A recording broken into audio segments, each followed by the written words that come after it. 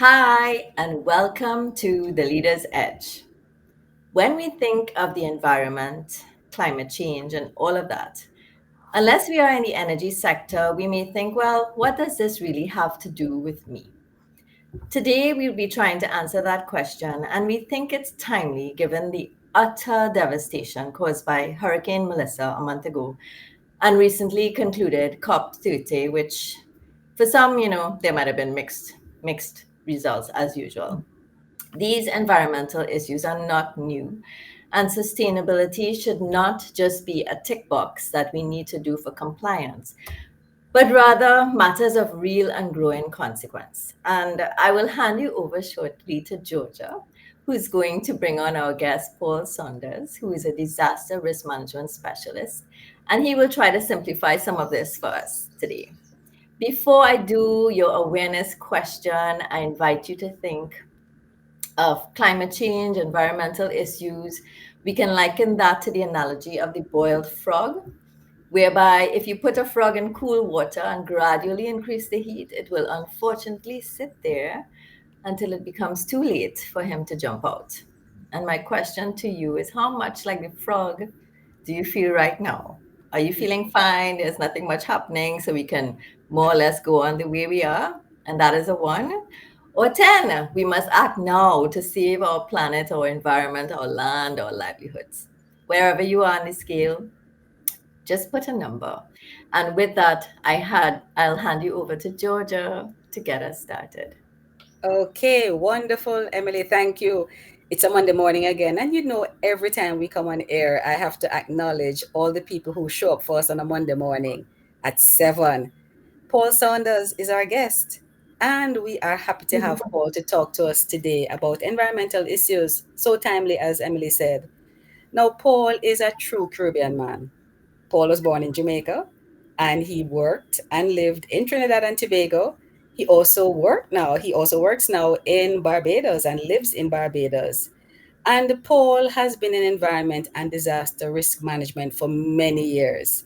He's a former CEO of the Office of Disaster Preparedness and Management in Trinidad and Tobago. Before that, he was Deputy Director General of the Office of Disaster Preparedness and Emergency Management in Jamaica. And now he is in environmental sustainability with the CDB. So, Paul, you have spent a lot of your life, your working life, in environment. What's so intriguing about the environment and disaster risk management? Talk to us about that, Paul. Good morning, ladies. Thank you so very much for the invitation to be a part of this podcast. My love for the environment started from in high school when I did geography, and it appealed to me. And then when I went to university, I came across geology. So that matched with geography, just enhanced my love of the outside, the environment, being out in the field. Um, Grew up loving being on the outside. And even though I did a short stint in another bank, I eventually ended up at the ADPEM. And from there, started a further love now of disaster risk management. And it expanded over the years as I grew to understand how significant the environment was and for to treat our environment well. And coupled with the fact that its impact on persons and persons' impact on the environment was significant. Mm-hmm. And in disaster risk management, what I also got to do was to help people. And Uh, that was the major aspect that keeps me going to this day because I've seen how people have benefited significantly if once we have them properly prepared.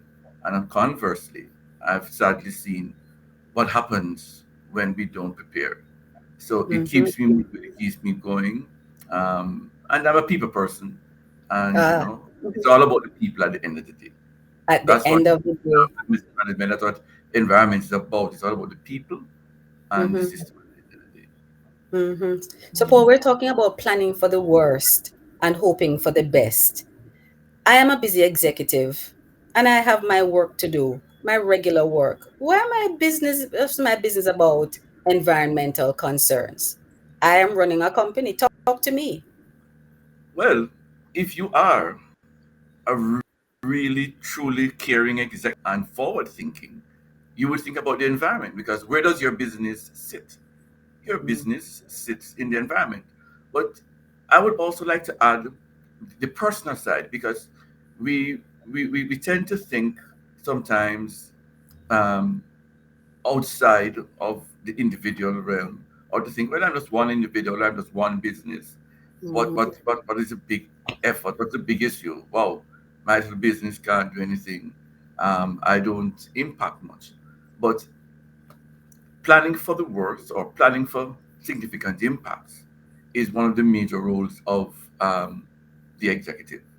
Because if your business is significantly impacted, we have seen over the years many companies do not reopen after major impacts. Mhm. That's And true. so, as the head of your organization or at senior management, you should be thinking about all the things that can impact your business and significantly influence um, what can happen to your business. So, we say, as good leaders, because even as heading the organization, I had to think about the impact of disasters on my staff, on the Mhm. organization itself, and on my Mhm. ability to able to deal with the country going forward. So even Mhm. at that level, I had to be thinking about the individual organization. Are my staff ready? Do they have family disaster plans so they're able to come out? Those are some of the significant things that Mhm. we um, urge employers, leaders to think about, because at the end of the day, you want your business to continue. So we Mhm. add to that business continuity management. So Right. if you are not prepared for every eventuality, then how Mhm. will you respond appropriately? You want your business up and going immediately after the situation has passed. So let's start to think now how we're Right. going to do that. And as you said, we always think about the worst situation and we scale it down. Right. It's Okay. easier That's a that way. good approach. Yeah. Scale it down. Mm. Emily, from your experience, your disaster risk management, how many companies you've worked in several different organizations have these risk management plans? Well, I think generally now companies will have plans for Mhm. business continuity, Right. but I also want to come to the hope for the best Yes. side of it, which is how are we protecting the environment and trying to support the reduction of the impacts to Right. the extent that Hmm. we can.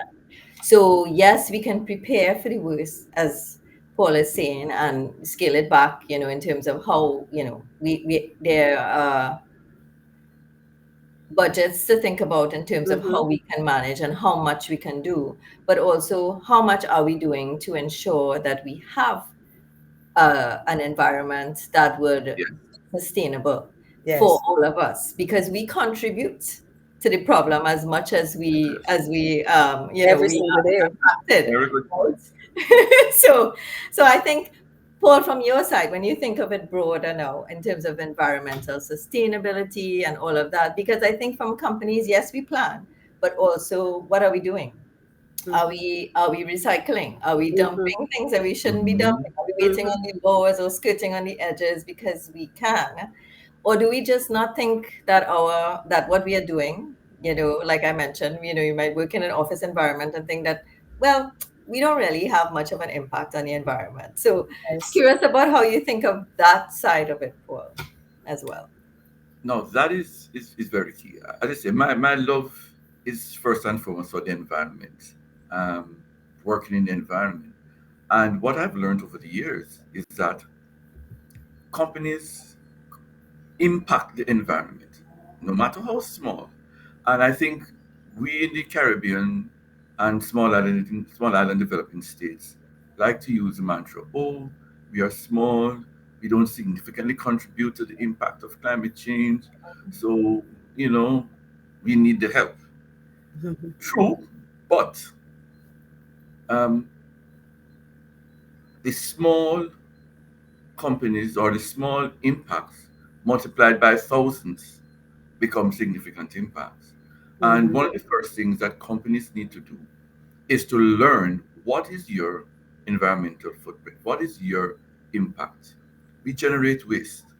How significant is that waste? What are we doing with that waste? Our operations. Do our operations impact on the environment directly? Do we do things in the environment? Do we cut down trees? Do we cut away slopes? Do we use equipment that emit greenhouse gases, etc.? So we have to look at those things. And what a lot of I encourage a lot of people to do is, yes, you read what is in the articles, but take your own company, take your own situation, look at it in detail. Okay, so what do I do? Let's take home. What type of refrigerator do I use? What type of air conditioning do I use? Do I do composting at home? Do I separate my garbage? How much plastics do I use? And am I buying 3 cases of bottled water every week and just fill my bottled water or whatever? So let us Yes. look at ourselves in depth and see how we can measure that impact and then look at ways we can seek to reduce it, which is very Mm-hmm. important. So the first thing is to recognize and say, yes, I contribute to impacting the environment. But Mm-hmm. again, it's not always negative. It Right. can be positive as well. So let's encourage people to look critically but not to think negatively immediately. Because when you people hear you say, "Oh, you impact the environment," it's like, "Oh no, what did I do now?" No, it's not Mm-hmm. that. We impact in both a good way and a bad way. So we Right. first assess our impacts, then we determine if it is something that we need to reduce because of its negativity or increase because of the positive impact that it has, you know. Mm-hmm. And then, because our environment looks after us, it provides the water we need, it provides the air that we need to breathe, it grows our fruits, it provides space for us to run up and down and relax. It is so significant in our lives. So we need to, one, be aware of our environment that we are in, two, learn how we can care and treat for the environment, and encourage and work with others. From the company side, it's the same thing. Even if your company Right. is small and located in a building, you say, well, I'm in a building, I'm not doing anything direct. But still learn, still understand, because there is some sort of impact. And let's see how, as the company, we can limit that and Mm-hmm. learn and grow and develop. But what I also like to say is lead by example so that you Right. can encourage others to do the same thing in a positive way. You know, Paul, you've made me reflect on my leadership over the last several years at the executive level. And I'm thinking, how many times in my staff meeting or my department meeting did I talk about the environment and what we could do? Mhm. Maybe just two or so times. And now let's talk to leaders in your department meetings and meetings with your Yes. employees. Is there any conversation at all you're having on the number of bottles that we use? What do we do with the bottles? Simple things. Has that have that as an agenda item on your Mhm. department meeting, even once per quarter. Simple things that we can do. You have hit the nail on the head. Because when I usually talk to people about doing things, preparedness issues, first thing, oh Lord, money, it's cost, it's hitting the bottom line, it's this, it's that. But what I've learned over the years too, I like to talk to the leaders. In my past, doing training exercises, I've come across security guards, I've come across middle management people, I've come across all levels, except the leaders. And Mm-hmm. what happens when I talk to them and train them, they then go back to the office. And the first thing the boss says, what? No, man, that way cost. Forget about that. So I believe in speaking to the leaders because the leaders must lead. The leaders inspire. And it's the same Mm-hmm. thing when I was in government. You spoke to the PSs who had the responsibility. They were the executives in charge of the ministries. And Right. so they were the ones to drive it to ensure that their ministry was prepared. So simple things, focal point in your company or your organization for disaster risk management, environmental issues. That person or persons will be the one responsible. And this is regardless of how small your organization is. Mm-hmm. It's good to have somebody leading the charge who can pull together those issues. I go back to your point, use of plastics in your organization. It's a simple thing. So instead of buying bottled water, the individual bottles, get a cooler with a 5 gallon bottle that Mm-hmm. is reusable. Okay? We look at our operations and start to do what we call scenario planning. What should happen? Let's use Jamaica, unfortunately, coming out of Melissa. Mm-hmm. How many companies sat down and said, well, okay, yeah, we know Jamaica's in hurricane, yeah, we've got that. But how did you sit down and say, okay, what should happen if I get experience a major event? Power is going to go, water is going to go, access to my business is going to happen. My personal home is going to be affected. So how do I do all of this? How do I deal with all of this to ensure that my business gets up and running the next day? Fun. Yes, And sustainability. plans do I have for a shutdown of my business for 1 week, 2 weeks, three Mm-hmm. weeks, 4 weeks? How do I treat my staff?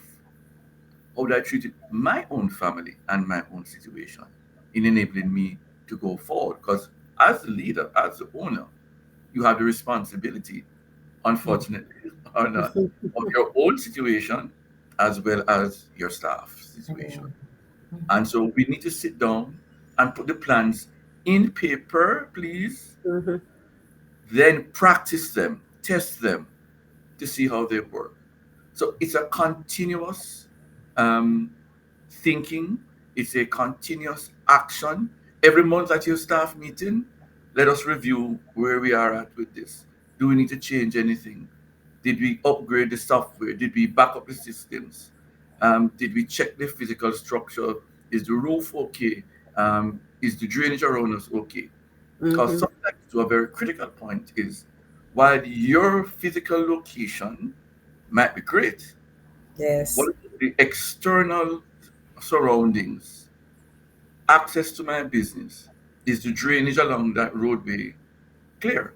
Because many a Right. times we can't get our own businesses after because Can't access. Mm-hmm. trees are down, poles are down, and such. And so all this is small steps at a time. Let us start to think, okay, we want a business continuity team, disaster management team in the office. It might be one, two, three persons. Just to simply sit down and to look and to make contact with your disaster management entity or your environmental entity around. Get the information. Mm-hmm. Start small, small steps. First step is to understand where you are at. Invite people in to speak to your management team and to the Right. staff in general. Get everybody on board. And that's another major point. Yeah. As a leader, you will set the pace, but Mm-hmm. you are bringing everybody on board. You have to get everybody's buy-in because your first plan is to get your staff to have a family plan. Because Right. there was a case in 1992 after Hurricane Andrew in the U.S. in Miami, where I think it was General Electric, one of those big companies, had excellent disaster plans. The building was fortified, survived the blow. When they opened the next day, no staff turned up because the staff was impacted. So Yeah. we have to think about our staff and ensuring that they have family plans. So Mm-hmm. even at when I was in the disaster offices, we had staff welfare plans, mechanisms to ensure that our staff was okay. So, because without the staff, without our people, we are nothing. Mm-hmm. So we have to think of our people at all times. Nice, nice. Some practical stuff, Emily. Things Yeah. that we can do, small things we can do, but incrementally, they're all going to make a big difference. Yes. Yes. So, Paul, is there a call to action? I mean, like, would you want to sum it up in one or, well, a sentence or two, Mhm. in terms of what you want leaders listening here today to take away from this plan for the worst and hope for the best? What would you say? It starts with you as a leader. It starts with you recognizing that there is an impact by your organization and your organization will be impacted. Mm-hmm. Start planning from now, be aware, learn, incorporate your management team and your staff. It is not too expensive. You can take it a step at a time, but recognize, be aware, and lead from the front. Yes. Lead Excellent. from the front. Excellent. Lead from the front. I think So that's simple enough. yes, I think that is simple enough. Lead from the front. And I just want to add one thing, the environment, as we were talking yesterday, Paul, when we had that conversation, is the environment is our friend. We Mm-hmm. all sit Very much and in so. the environment. We cannot exist Cannot without. exist without it. So yes, we're planning for the worst, but also remember the protection. Remember that this is not a tick box or something that we Mhm. just, oh gosh, another thing to do, but really something to No. think about and consider and even start loving the Yeah. environment a little bit Yeah. more Yes. Yeah. because Take without your it, staff out into the environment and let them Mother appreciate Earth. it. Oh, Yes. another good point. Field trips. Yeah. Take people out and let Mm-hmm. them see. Because you come in the office every day, you just see the four walls. Let's Yes, go that's so true. outside and see the contribution and to see the cumulative impact Mm-hmm. that we have and others can have on us. So yeah, get outside and enjoy. But Yeah. it's all we're thinking positive and we're thinking, not only it is negative, we tend to get this, oh no, and we think, no, we are here to make a difference, a positive difference on our positive difference. environment. That's right. Yes. That's right. Nice. Nice words to leave us with. Yes. So thank you, Paul. Thank you, Thank everyone, you for too. listening and joining. And hopefully, let us know your score about what where you are in this idea of where's this frog? If you were the frog in the water, where Mhm. are you with this environmental thing? And Mm. how involved and how informed you are. Paul made some excellent steps. So I think listen back to this and think of it, think through it for your Mhm. families, for your Right. companies, Yes. and I think we'd all be in a better place. So thank you again, Paul. Thank you, Paul. Great seeing you. Thank you too. Have a Take care. great Have day. a good week, everyone. Alrighty.